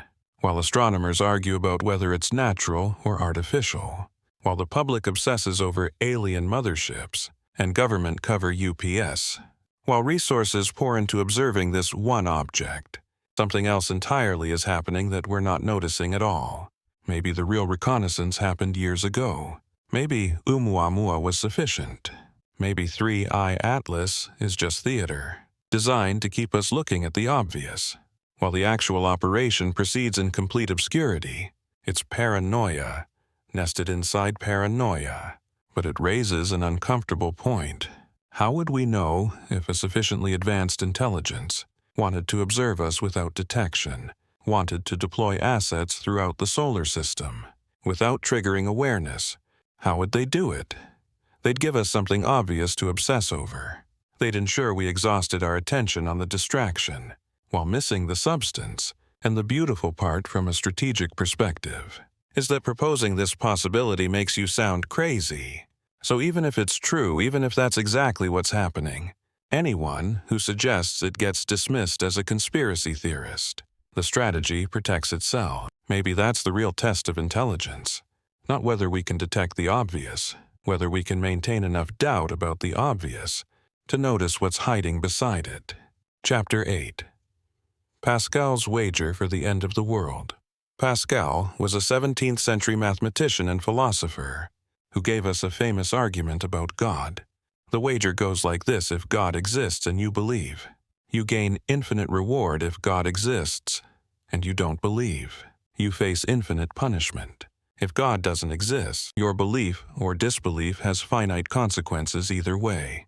Therefore, rational self-interest demands belief, because infinite stakes outweigh any finite calculation.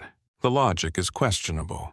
Many philosophers have spent centuries picking it apart, but the underlying principle that you should take seriously any scenario with catastrophic consequences, even if the probability seems low. That principle has applications beyond theology. Loeb applies it to 3IATLAS. Even if the chance of technological origin is small, even if 99% of the evidence points toward natural explanation, the implications of that remaining 1% are so severe that we cannot afford to ignore the possibility. We must prepare for the black swan event, the low probability, high-impact scenario that destroys civilizations caught unprepared. There's no protocol for this, no emergency response plan for discovering active alien technology in your solar system. NASA has procedures for asteroid deflection, plans for how to respond if we detect an impact threat years in advance. Those plans assume physics we understand, objects following predictable trajectories, challenges we can model and prepare for. They don't assume intelligence. They don't assume an object that might maneuver, might deploy assets, might have intentions we cannot predict. The entire framework of planetary defense is built around natural threats, rocks tumbling through space according to gravitational laws. 3IATLAS breaks that framework, not because it's definitely artificial, but because we cannot definitively rule out that possibility, and uncertainty about intentions is far more dangerous than certainty about random celestial mechanics. Loeb wrote a white paper to the United Nations, submitted it in late September 2025. Shortly before the Mars flyby, the document proposes establishing an international committee tasked with monitoring and analyzing interstellar objects for potential technological signature, a coordinated effort to assess anomalies, share data across national boundaries, develop response protocols for scenarios we hope never occur. The paper lays out the rationale clearly. The Vera Rubin Observatory, which began operations this year, is expected to detect dozens to hundreds of interstellar objects over the next decade. 3IATLAS is just the beginning. More will come. Some will be rocks. Some will be comets, and statistically, if the dark forest hypothesis has any validity, if advanced civilizations send probes throughout the galaxy, some of those objects might be reconnaissance platforms. We need infrastructure to identify which ones require additional scrutiny. We need agreed-upon criteria for escalating concern, for triggering deeper investigation, for determining when an object's behavior exceeds natural explanation. We need this before the crisis, not during it. The United Nations has not responded publicly. International committees move slowly. Proposals get buried in bureaucracy, tabled for further discussion, lost in the noise of competing priorities. A white paper from one astrophysicist, no matter how credentialed, doesn't automatically trigger institutional action. But the absence of response creates its own kind of vulnerability. Right now, if 3IATLAS were to demonstrate unambiguous technological behavior, if it were to transmit signals or maneuver toward Earth, or deploy visible probes, there's no coordinated mechanism for deciding what to do next. Individual nations would respond according to their own interests, their own threat assessments, their own capabilities. That fragmentation could be catastrophic. Military responses without diplomatic coordination, competing narratives about what the object is and what it wants, panic-driven decisions based on incomplete information. The scenarios that keep people awake at night aren't the ones where we respond perfectly to a clear threat. They're the ones where confusion and miscommunication turn manageable situations into disasters. The dark forest hypothesis provides one framework for thinking about this. The name comes from a science fiction novel by Liu Cixin, but the concept is older if the universe contains many civilizations, and if resources are finite, and if you cannot know the intentions of others until it's too late to defend yourself, then the optimal strategy is silence and preemptive elimination of potential threat. Civilizations that announce their presence get destroyed. Civilizations that survive are the ones that stay hidden, that strike first when they encounter others, that never take chances with unknown intelligences. The galaxy becomes a dark forest, where every civilization is a hunter, and every sound in the darkness might be another hunter, preparing to shoot. Under this framework, 3IATLAS, arriving in our solar system is not a friendly visit. It's reconnaissance preceding elimination. The object is gathering data about our capabilities, our defenses, our technological level, when it has what it needs, when it determines whether we pose a future threat. It, or others like it, will act. If you believe the dark forest hypothesis, Pascal's wager becomes even more stark. The downside of ignoring potential alien technology isn't just missed opportunity for contact, it's extinction. You get to retry when you're dead. But the dark forest is just one possibility among many. Other frameworks exist. Perhaps advanced civilizations are benevolent, interested in helping younger species develop. Perhaps they're indifferent, pursuing their own goals, without caring about primitive cultures like ours. Perhaps they're scientific, studying us the way we study in colonies, with curiosity but no moral weight. We don't know. We have zero examples of alien civilizations to draw from. All our frameworks are speculation, thought experiments, extrapolations from human behavior that might not apply to minds, shaped by completely different evolutionary pressures. That uncertainty is what makes response planning so difficult. You can't defend against unknown threats. You can't negotiate with intentions. You cannot predict, you can't prepare for scenarios, when the scenario space is effectively infinite. So, what can we do? Loeb's answer is twofold. First, collect data. Observe 3IATLAS as thoroughly as possible. Watch for any behavior that definitively excludes natural explanation.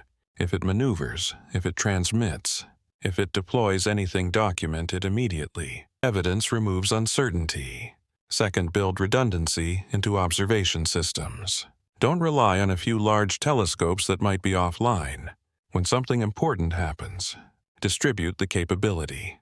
The Galileo project's approach, multiple small observatories continuously monitoring the entire sky, creates resilience if something anomalous occurs. Multiple independent systems capture it. The data can't be suppressed or dismissed as equipment malfunction. Loeb also advocates for transparency. Whatever we discover, share it openly. Don't classify the information. Don't restrict access. Don't let governments monopolize knowledge about potential alien technology. The more people who have the data, the harder it becomes to control the narrative. The more likely someone notices patterns that official channels miss. This position is controversial. Intelligence and defense communities prefer control. They want time to assess threats before public awareness causes panic. They want operational security, the ability to plan responses without broadcasting intentions. Transparency sounds noble, but it complicates strategy. But Loeb argues that secrecy creates worse problems. If governments hide evidence of alien technology, if only classified channels have access to the data, then public trust collapses when the truth inevitably leaks, and it always leaks. Secrets of this magnitude cannot be contained indefinitely. Someone talks, someone shares, and when they do, the revelation is worse because it confirms every conspiracy theory about government deception. Better to face the truth collectively, to process the implications together, than to pretend. We can manage the knowledge on behalf of populations kept ignorant. Adults can handle difficult reality. What they cannot handle is discovering they've been lied to about the most important question humanity has ever confronted. Are we alone if 3IATLAS is natural? If it's just an unusually interesting comet, then none of this matters. The protocols don't get implemented. The committee doesn't form. We file away the experience as a reminder that nature produces surprises, and we move on. But if there's even a small chance that we're wrong, if the anomalies point towards something we're not ready to acknowledge, then Pascal's wager major replies, the cost of a preparation of taking the possibility seriously. of building infrastructure to detect and respond to alien technology. That cost is finite. The cost of ignoring the threat and being wrong is extinction, when you frame it that way. When you acknowledge that we're gambling with civilization's survival, the math becomes simple. You prepare for the worst, even while hoping for the best. You build the systems that might save you, even if you never need them. You take the long shot seriously, because the downside of dismissing it is permanent. 3IATLAS is either a comet or it's something else. By late December, we'll have better data. New observations after perihelion. Trajectory calculations that account for any changes. Chemical analyses, as the object becomes active, moving outward. The data will narrow the possibilities. Maybe it will resolve the question entirely. Maybe we'll finally have enough evidence to say definitively that this is natural, that all the anomalies have explanations, that we were pattern matching on noise rather than signal. Or maybe the data will deepen the mystery. Maybe we'll find new anomalies, additional deviations from expectation, evidence that resists comfortable interpretation. Maybe we'll cross the threshold, where natural explanation stops being sufficient, where the weight of accumulated improbability forces us to consider alternatives we've been avoiding. Either way, Pascal's wager suggests we should be ready, because betting wrong on this question means there's no one left to learn from the mistake. Part 2. Let's talk about the latest space and science news. 3 days ago, something happened that NASA doesn't want you to panic about. While you were sleeping, an asteroid, the size of a school bus, passed closer to Earth than the satellites, beaming this video to your screen right now. We didn't even see it coming until it was already gone. But that's not why I'm recording this at 3 a.m. with my hands literally shaking. The last 72 hours, we've had Pentagon whistleblowers testify under oath about UFOs that can withstand direct missile strikes. NASA quietly confirmed the strongest evidence of ancient life on Mars they've ever seen, and multiple astronomers are now openly discussing why alien civilizations might be intentionally hiding from us in what they call a dark forest, where revealing yourself means instant annihilation. And here's what should terrify you. All of this is happening while China and NASA are in a desperate race to claim the moon's most valuable real estate, because whoever gets there first might control humanity's future in space forever. What you're about to hear might be the most important space update you'll ever watch, because if even half of what's being revealed this week is true, everything changes. Before we dive into what NASA just admitted about Mars, please hit that like button and subscribe if you want to stay informed about these cosmic revelations. And tell me in the comments where you're listening from, what time it is there, and whether you think we should keep broadcasting our location to the universe or go dark. Immediately share this on X, Facebook, Reddit, or your messenger to help our community grow. Thank you for always having our back. Chapter 1.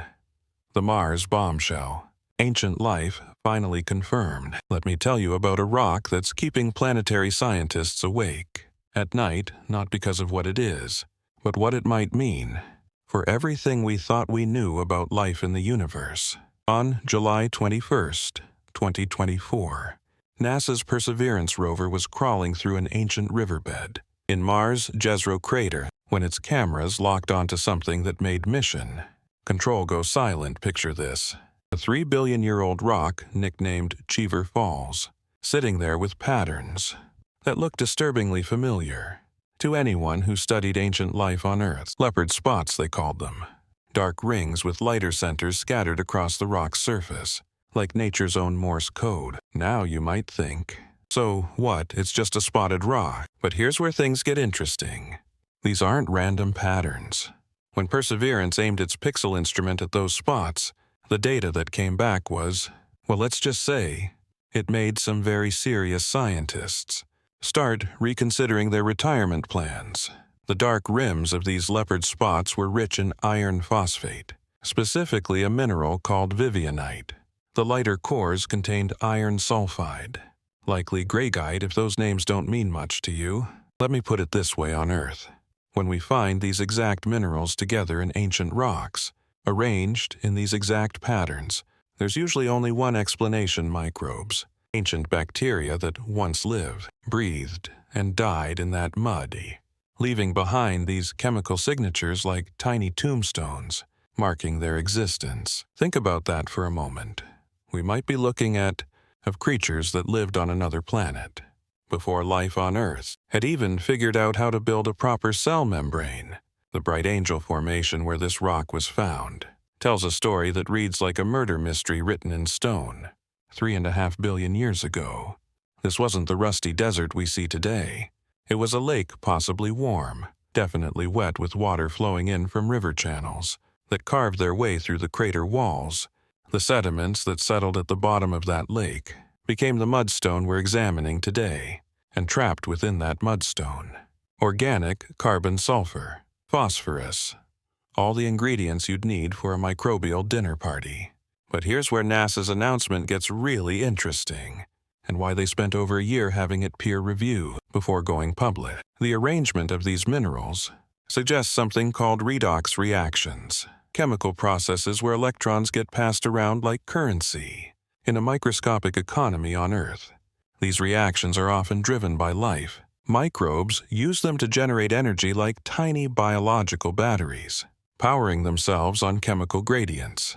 The specific combination found in Cheever Falls, oxidized iron here, reduced sulfur there, organic matter serving as the middleman. It's exactly what we'd expect if ancient Martian microbes were conducting their own version of cellular respiration. Joel Horowitz from Stony Brook University, the lead author of the study that just got published in Nature, put it brilliantly. He said, "They're seeing evidence of chemical reactions that on Earth are typically mediated by biology." Not definitely biology, mind you. But typically, that word typically is a lot of heavy lifting here, because it represents both the excitement and the frustration of this discovery. We can't prove these patterns were made by life. Not yet, there are none. Biological processes that could potentially create similar features, though when the team examined those alternatives, none of them quite fit. High temperatures could produce some of these minerals, but the rock shows no sign of ever being cooked. Acidic conditions might work, but again, no evidence. It's like finding footprints in your backyard. They could theoretically have been made by something other than feet. But at some point you have to consider the obvious explanation. What makes this discovery even more significant is where it fits in Mars' timeline. Scientists used to think that if life ever existed on Mars, it would have been confined to the planet's very earliest days, back when it still had a thick atmosphere and a magnetic field. But the Bright Angel Formation is younger than that. Much younger. It suggests that, even after Mars had lost most of its protective atmosphere, even after the planet had begun its transformation into the frozen desert we see today, there were still pockets where life might persisted, oases in an increasingly hostile world. The implications extend far beyond Mars. If life arose independently on two planets in the same solar system, what does that say about the rest of the universe? Are we looking at proof that life is not some cosmic fluke, but rather an inevitable consequence of the right chemistry and conditions? Or, and this is where things get a bit unsettling, what if life didn't arise independently on both worlds? What if it traveled between them? Hitchhiking on meteorites, blasted into space by ancient impacts. We know rocks can make that journey. We found Martian meteorites here on Earth. Could life have made the same trip? These questions aren't just academic curiosities anymore. NASA is already planning how to bring these samples back to Earth, where they can be studied with instruments far more sophisticated than anything we can send to Mars. The Sapphire Canyon sample that Perseverance drilled from Cheever Falls is sitting in a sealed tube right now, waiting for a future mission to collect it and bring it home. When that happens, and we're talking about the early 2030s, if everything goes according to plan, we'll finally be able to answer the question that's haunted humanity. Since we first looked up at that red dot in the night sky, were we ever alone? But while NASA focuses on ancient dead microbes, something far more immediate and potentially dangerous has been unfolding right here on Earth.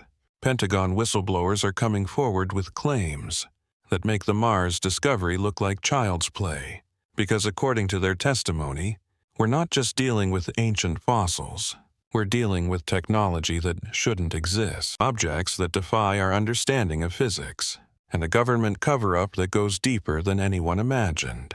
The veil of secrecy is finally starting to lift, and what's underneath is going to change. Everything you thought you knew about our place in the universe. Chapter 2. UFO Disclosure Crisis. Pentagon Whistleblowers Strike Back. Picture this scene. September 9th, 2025, inside a packed congressional hearing room. Military veterans with decades of combined service are raising their right hands to swear an oath. They're about to testify about something that could end their careers, destroy their reputations, and potentially put them in legal jeopardy. But they're doing it anyway because what they've seen, what they know, is too important to keep hidden any longer. The first witness to speak was Dylan Ballard, an Air Force veteran who worked at Langley Air Force Base in Virginia. His voice was steady, but you could hear the weight of what he was about to say. In December 2023, he witnessed something that the Pentagon desperately wanted to keep quiet. Multiple, identified aerial phenomena.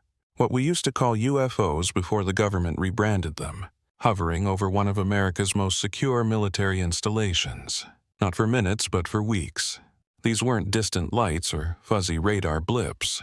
These were clearly defined objects, defying everything we know about aerodynamics, hovering in restricted airspace like they owned the place. But here's where Boland's testimony took a turn that made everyone in that hearing room lean forward. When he reported these sightings through official channels, when he did exactly what military protocol demanded, he was met with something worse than skepticism. He was blacklisted. His security clearance was threatened. Job opportunities at federal intelligence agencies suddenly evaporated. The message was clear.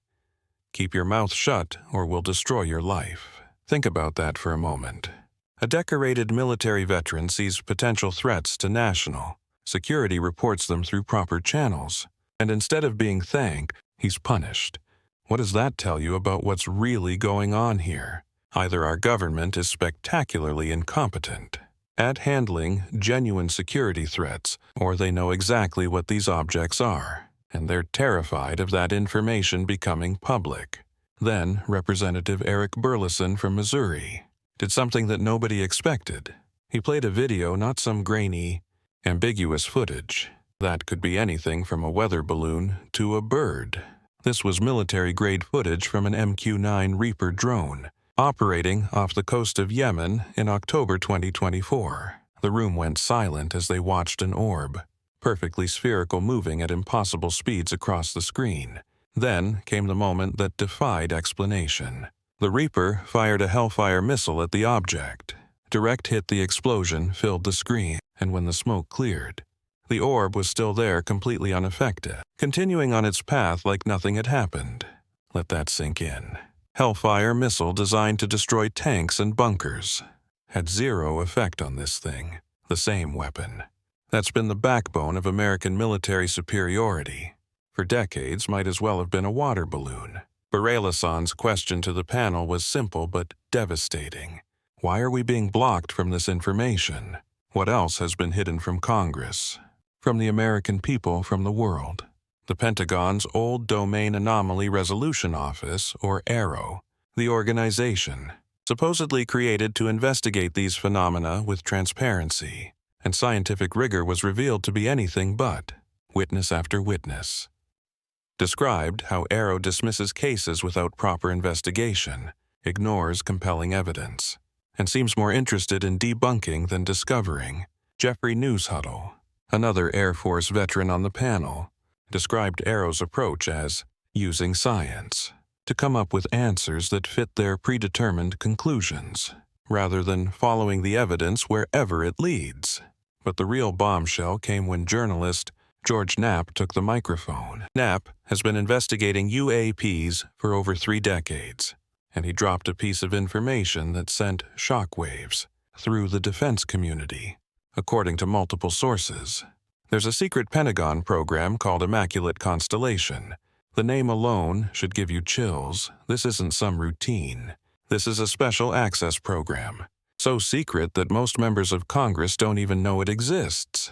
And what is Immaculate Constellation allegedly doing? Collecting and analyzing UAP encounters that are too sensitive, too paradigm-shattering to be handled through normal channels. The Pentagon's response was swift and predictable. They claimed no knowledge of any program by that name. But here's the thing about classified programs. They're designed to be deniable. That's the whole point. The people denying it might not even know it exists. Or worse, they know exactly what it is, and they're lying to your face, confident that the classification system will protect them from ever being held accountable. What makes this testimony particularly compelling is the caliber of the witnesses. These aren't conspiracy theorists broadcasting from their basements. We're talking about senior military personnel, people with top-secret clearances, individuals who've dedicated their lives to serving and protecting this country, when they risk everything to come forward, when they subject themselves to potential prosecution under the Espionage Act. Just to tell the truth, maybe we should listen. The proposed UAP Whistleblower Protection Act, introduced by Representatives Tim Burchett and Anna Paulina Luna, represents a critical turning point. For the first time, there would be legal protections for people coming forward with information about these programs. Think about what that implies. Congress feels the need to create special legislation just to protect people who want to tell the truth about what they've seen in our sky. That's not normal. That's not how a transparent democracy is supposed to function. Senior Chief Petty Officer Alexander Wiggins of the Navy provided perhaps the most chilling testimony of all. He described encounters with objects that demonstrated capabilities we can't even theoretically explain. Instantaneous acceleration from hover to hypersonic speeds, right-angle turns, at velocities that should tear any known material apart, the ability to operate seamlessly in air, water, and space without any visible means of propulsion. These aren't just advanced aircraft. These are technologies that seem to operate on principles of physics. The implications are staggering. If these are foreign adversaries, then America has already lost technological superiority, and we just don't know it yet. If there's some secret American program, then we're dealing with a breakaway civilization within our own government, operating with technology, decades or centuries ahead of what the public knows about.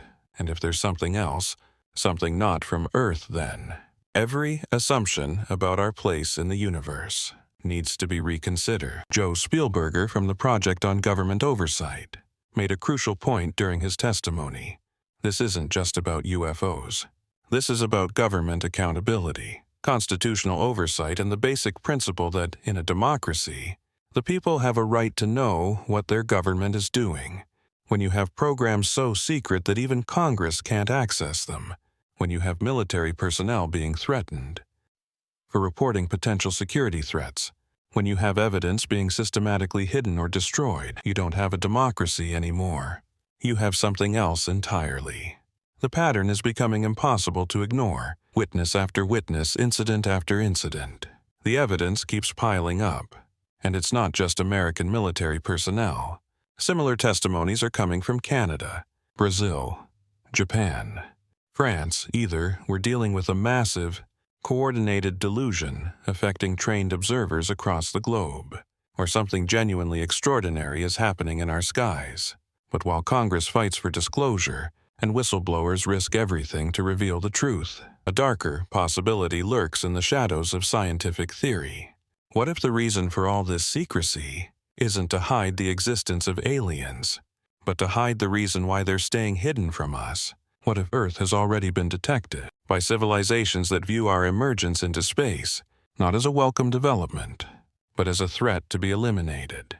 The universe might be far more dangerous than we ever imagined, and we might have already made a fatal mistake.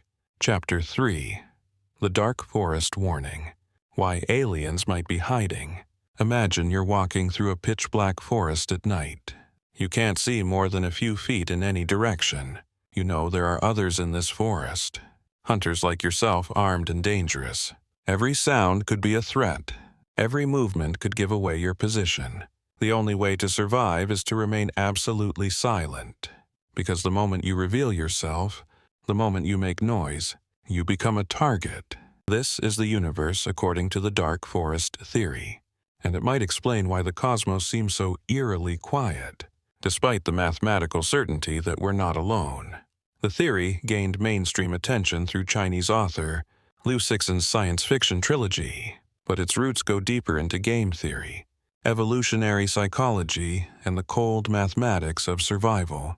Here's the terrifying logic. Every civilization wants to survive. There's no way to know if another civilization is hostile or peaceful. Even if they seem peaceful now, they might become hostile later. The safest option is to destroy any civilization you detect before they can destroy you. Therefore, all intelligent civilizations stay hidden, and any that reveal themselves are immediately eliminated. Dr. David Brin, the renowned astrophysicist who helped develop this concept before Liu popularized it, puts it even more starkly. He suggests that somewhere in our galaxy, there might be ancient machines, berserker probes he calls them, left behind by long-dead civilizations. Their only purpose is to detect and destroy any new intelligence that emerges. One broadcast, one signal reaching the wrong ears, or rather the wrong sensors, and Earth gets a visit from something that makes our nuclear weapons look like firecrackers. Consider what humanity has already done. For over a century, we've been screaming into the void. Radio broadcasts television signals, military radar, all of it spreading outward in an expanding sphere of electromagnetic radiation that now encompasses thousands of star systems. We're like children, playing with matches in a darkened warehouse full of explosives, completely unaware of the danger we might be attracting. That sphere of signals traveling at the speed of light has already reached stars like Wolf 3, 5-9, Ross 1-2, 8, and Lyra's star. If anything intelligent lives in those systems, they know we're here, but it gets worse. In 1974, we deliberately sent the Arecibo message toward the Lullaby, the cluster M13, a tight ball of stars about 25,000 light-years away. This wasn't accidental leakage. This was an intentional shout into the darkness, complete with information about our biology, our solar system, even our DNA structure. Carl Sagan called it a cosmic calling card. Others might call it a suicide note. Sure, it won't reach its destination for thousands of years, but that message, that deliberate announcement of our existence, is now irretrievable, unstoppable, racing through space like a cosmic confession. The mathematics of detection make the situation even more precarious. Dr. Jason Wright from Penn State calculated that any civilization, just 1,000 years more advanced than us, could detect Earth's biosignatures from hundreds of light-years away. The oxygen in our atmosphere, the methane from our agriculture, the industrial pollutants we pumped into the air.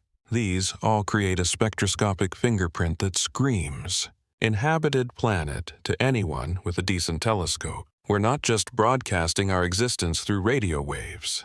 Our very planet is a beacon.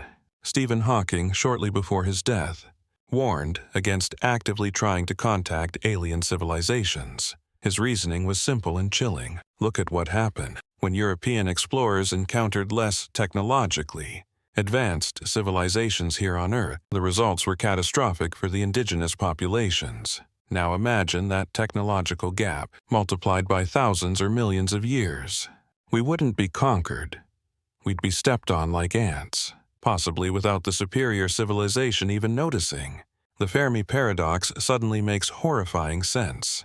Through this lens, we don't see evidence of alien civilizations, not because they don't exist, but because the ones that revealed themselves were eliminated, and the survivors learned to hide. The great silence isn't empty, it's fearful.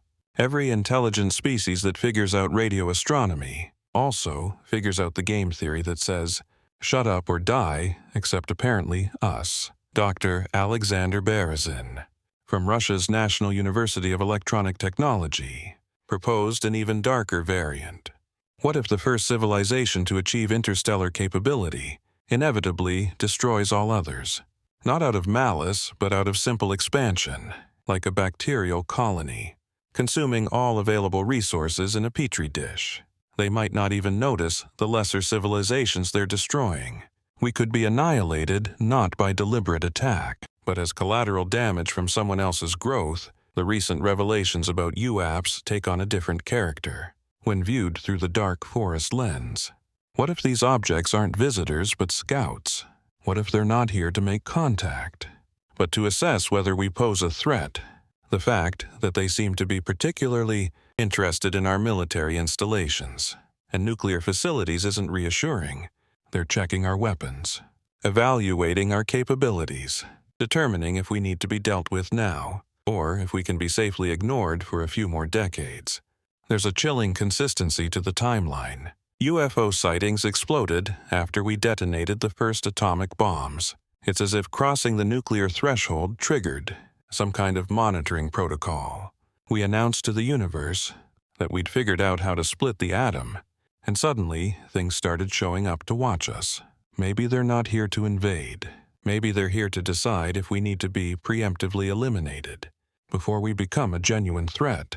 Game theory supports this paranoid interpretation in what's called a prisoner's dilemma with infinite stakes.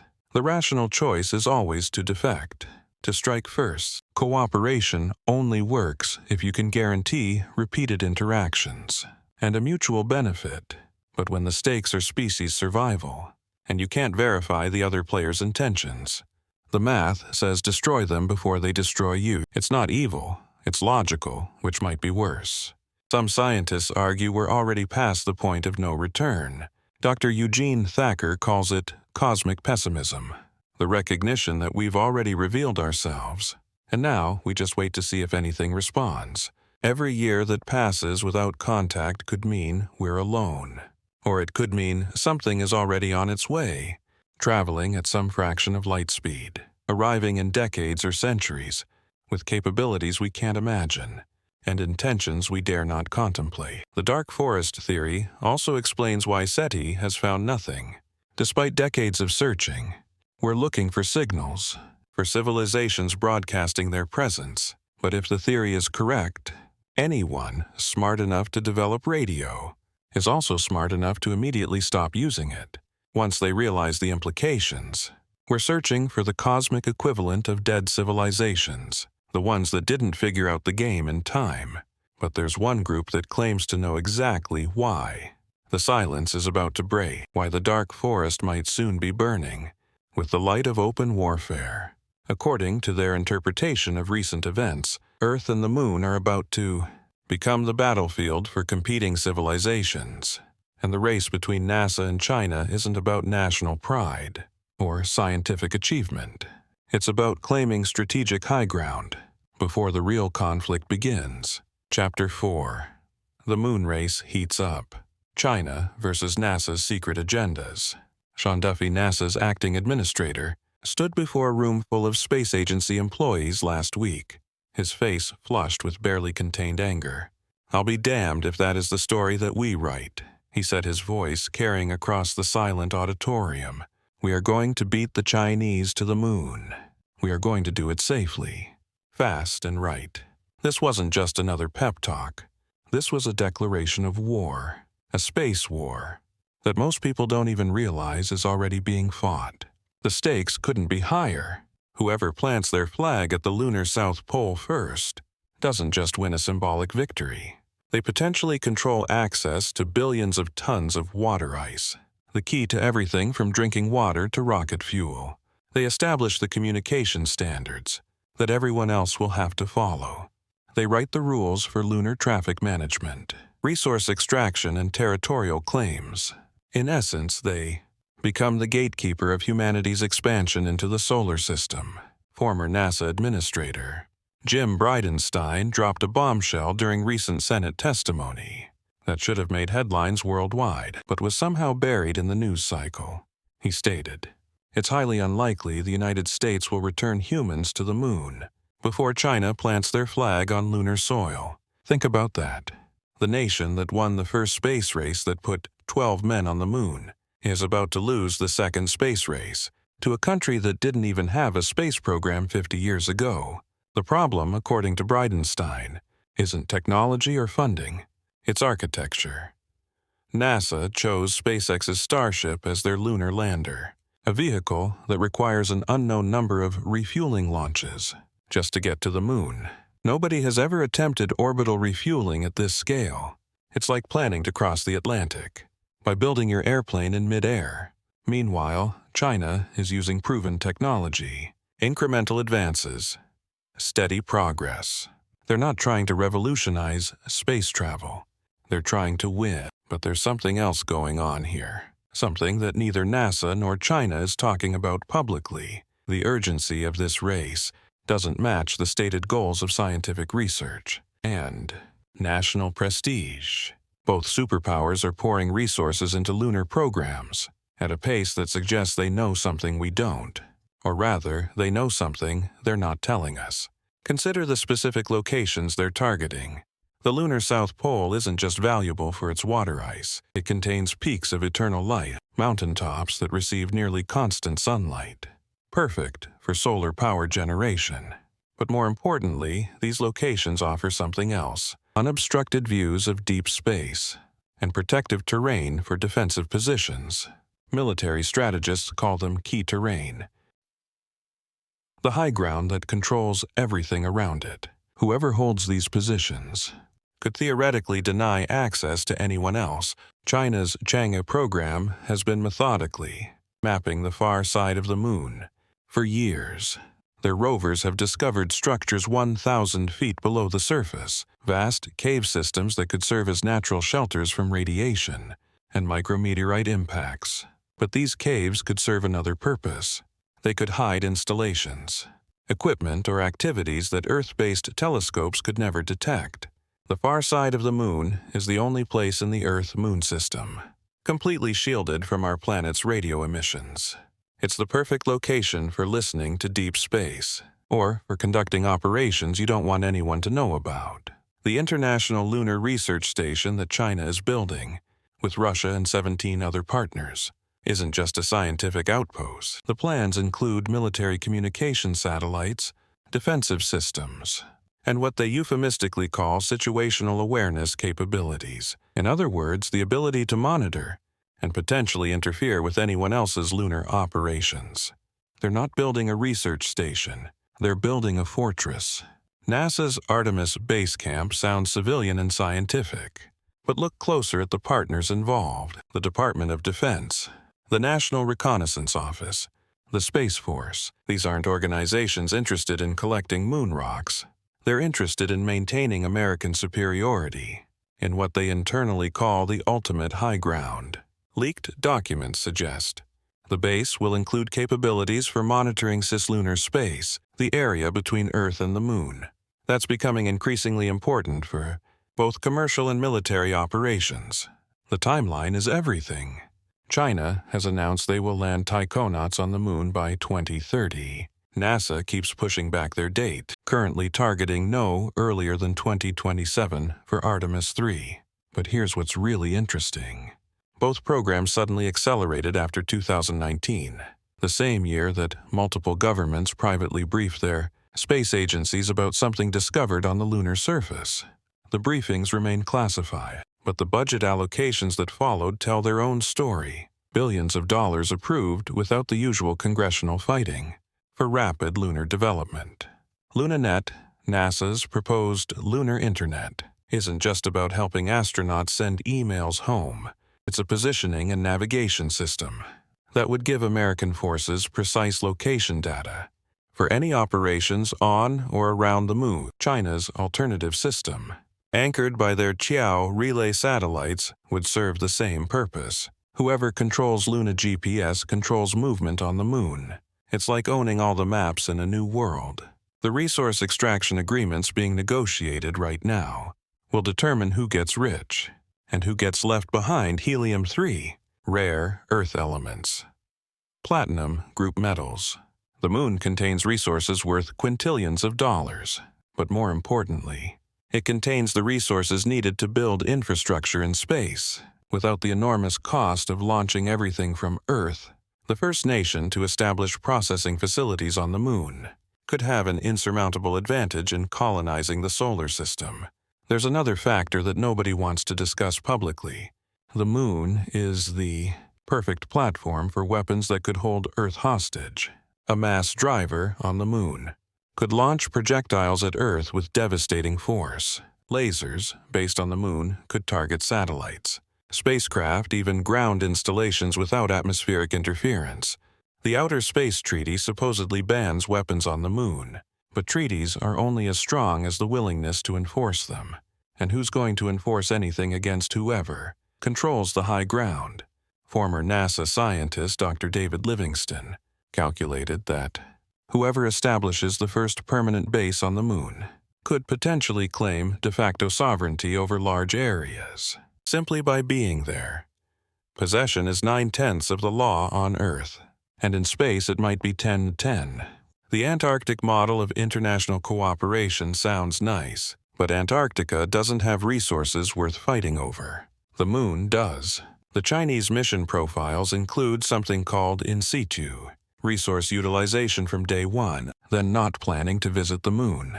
They're planning to live off the land immediately. Their first cruise will begin processing lunar regolith into building materials, extracting water-producing fuel. NASA's plans are more ambitious but less practical, requiring multiple missions. Before establishing any real infrastructure is the difference between showing up with a tent and showing up with a factory. But perhaps the most unsettling aspect of this race is what both sides are looking for. In those permanently shadow craters, officially, they're after water ice, but multiple sources within both programs have hinted at something else, something detected by orbital reconnaissance that doesn't match any known geological formation, something that might explain why establishing a permanent presence on the moon has suddenly become a matter of national security rather than scientific exploration.